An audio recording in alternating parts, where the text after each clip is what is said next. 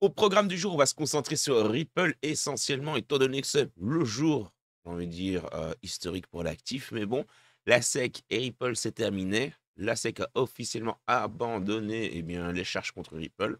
Si vous voulez en savoir plus, je vous réfère à la petite vidéo que j'ai sortie tout à l'heure qui parle exclusivement de cela. Et on va voir un petit peu ce qui en découle, les gars, des décisions. On a Brad Garlinghouse qui s'est exprimé tout à l'heure lors d'une petite interview et qui nous laisse deux, trois petites pistes, les gars, sur ce qui risque d'arriver incessamment sous peu. Avant cela, mais du côté du marché de la crypto-monnaie, aujourd'hui, sans grande surprise, c'est dans la globalité dans le vert. Ça fait quand même plaisir. On parle quand même de 4,52% de plus-value par rapport à hier. Ah, c'est joli, les gars. Market cap, hein, c'est vraiment joli. Bon, il y a encore un ou deux actifs qui font tâche, n'est-ce pas, comme le BNB, le TRX, par exemple, pour ne citer que. Eux, encore dans le rouge, mais pour le reste, ça fait plaisir, hein. Nous avons un Bitcoin à pratiquement 86 000 dollars. Au moment où je vous parle, il est à 85 974 dollars. La plus-value du Bitcoin sur les dernières 24 heures est de 4,33%. L'Ether, grande forme du côté de tâche pour un coup que plus-value de 6,49% sur les dernières 24 heures. Le prix de l'ETH est de 2041 dollars. Le Solana, c'est finito, je vous en parle même plus. Je vous réfère à la vidéo que j'ai sortie hier par rapport à cela. Mais la crypto des gros woke, moi, ne veut pas lui donner de la visibilité. Du coup, le Dogecoin, 17 centimes, 5,38% sur les dernières 24 heures. Toujours intéressant. On va parler du XRP maintenant. Plus-value de 11,22%. Plus grosse plus-value du top 10 des cryptos, les gars.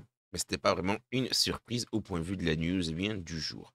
Force est de constater que le catalyseur n'a pas été si haut que ça. 11%, je suis d'accord avec vous, c'est quand même cool, hein. C'est quand même, ça fait plaisir. Surtout que j'étais positionné en long, donc autant vous dire que j'ai vécu la bougie en live, les gars, et c'était champagne. Mais à côté de ça, on n'a pas atteint les 3 dollars. D'accord? Comme avant l'investiture de Trump, comme pour l'investiture de Trump. Mais ce que n'est que partie remise. Profitons quand même, les gars, de la plus-value du jour. Du côté du marché de la crypto-monnaie, donc, et plus particulièrement du Bitcoin, on va quand même un petit peu revenir sur ce qui s'est passé aujourd'hui, c'est-à-dire les décisions de la Fed. Ouais, c'est ça. De la Réserve fédérale, si vous préférez. Le prix du Bitcoin stagne aux alentours des 84 000 dollars, 85 000. Ça stagne un petit peu. Donc sur Bitstamp, après la dernière décision de la Réserve fédérale de maintenir le taux d'intérêt inchangé dans la fourchette de 4,25 à 4,50%, conformément aux attentes des analystes et à une probabilité de 99 estimée par les utilisateurs de Polymarket. La Fed a noté une incertitude accrue sur les perspectives économiques avec quatre responsables anticipant zéro baisse de taux en 2025, tandis que la prévision médiane table sur une réduction de 50 points de base cette année. La Banque centrale a également abaissé sa projection de croissance du PIB pour 2025 à 1,70%. L'économiste Mohamed El Erian a souligné que la Fed a relevé ses prévisions d'inflation et réduit celles de la croissance de manière notable, tandis que Diane Swong de KPMG juge improbable une baisse des taux avant début 2026. Avec un peu de chance, on pourrait voir une petite baisse pour mai.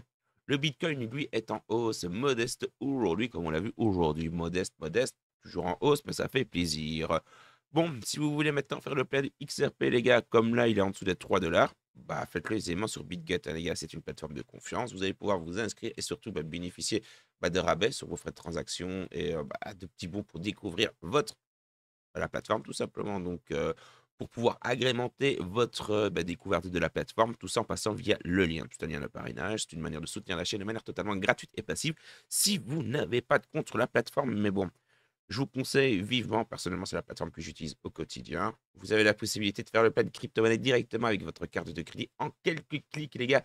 Et plusieurs fois sous la semaine, BitGet offre zéro frais. Donc, les gars, il n'y a pas de petite économie.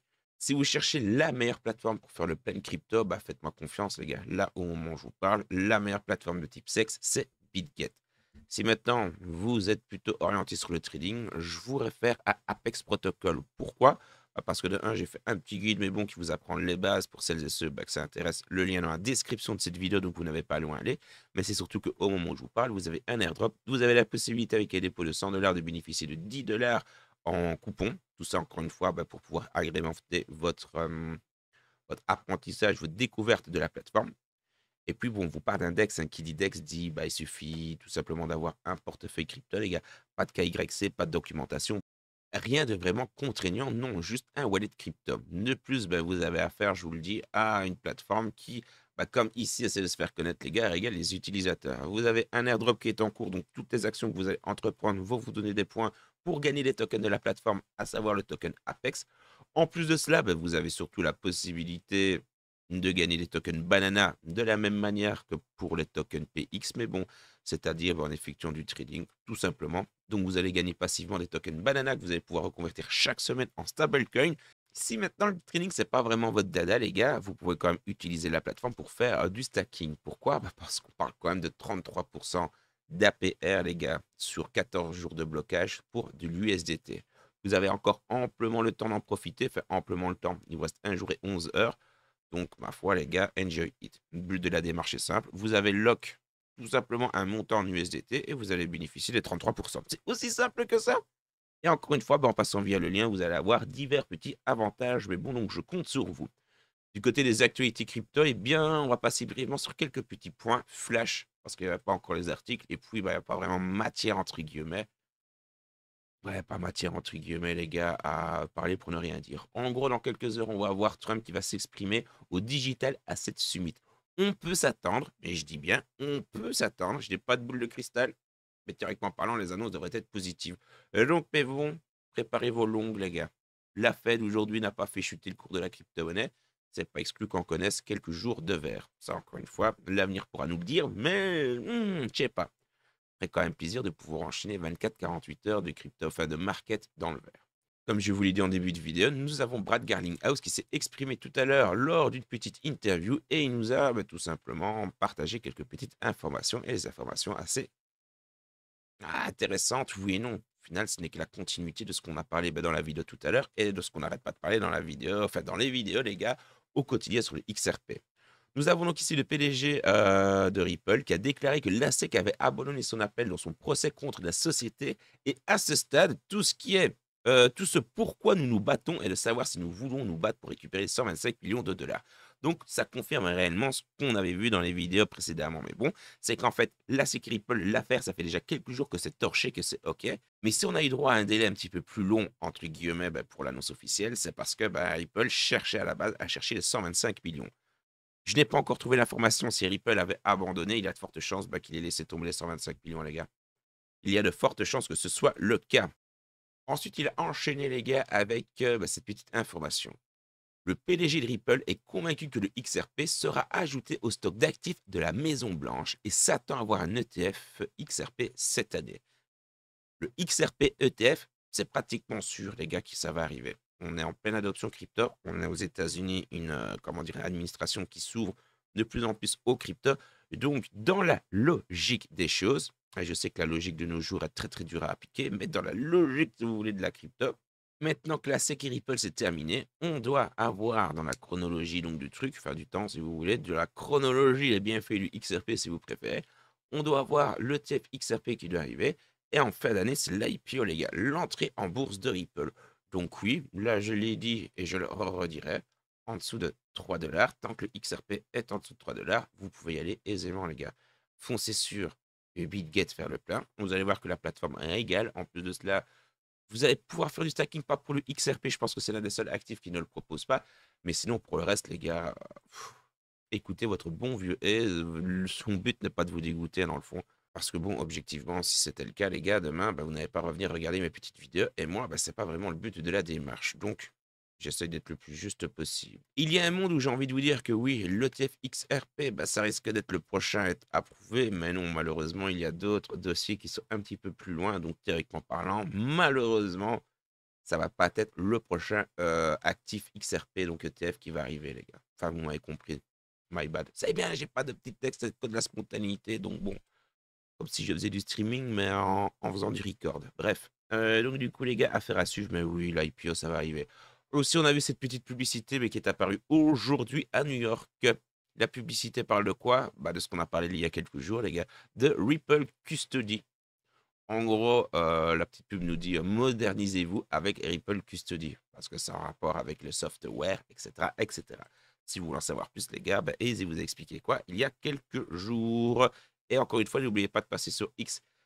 Vous titillez parfaitement l'algorithme sur YouTube, mais bon, un grand merci à vous. Montrez, voir ce que vous savez faire sur X. Je voulais terminer la vidéo avec cet article-ci qui illustre clairement, bah, action-réaction, les gars. Action, la SEC et Ripple, c'est terminé. Réaction, bah, nous avons déjà des plateformes qui... Bref, vous allez très vite comprendre. Ici, nous avons donc Bitnomial, une plateforme de dérivés d'actifs numériques qui vient de lancer les premiers contrats à terme sur le XRP régulés par la CFTC, marquant ainsi une avancée majeure pour ce produit aux États-Unis. Parallèlement, l'entreprise a abandonné donc ses poursuites contre la SEC, mais ça, on l'a déjà vu. Ce développement intervient alors que la SEC a renoncé à son appel contre Ripple plus tôt aujourd'hui, mettant fin à un conflit juridique de plusieurs années. Brad Garlinghouse, PDG de Ripple, a salué cette issue comme une victoire éclatante, remerciant son avocat Matt Salomon. Cette résolution et le lancement des contrats XRP régulés ont porté les chances d'approbation d'un ETF à 80%. Quant au CME Group, après une fuite en janvier suggérant un projet de contrat XRP attribué à une erreur, et une suite de lancement de contrat Solana après une annonce similaire, il est plausible que les contrats XRP soient envisagés, bien que rien ne soit confirmé pour l'instant. Bon, on ne peut pas avoir tout encore une fois qui, comment dire, action-réaction, certes, mais il faut quand même un petit peu de temps de mise en place, les gars. Alors, je vous l'accorde pleinement, nous, Bitnomial, aux FTR, parce que c'est une plateforme qu'on n'utilise pas. Bah, si c'est le cas, chapeau bas, hein, j'ai envie de vous dire, ça ne vous change pas grand-chose.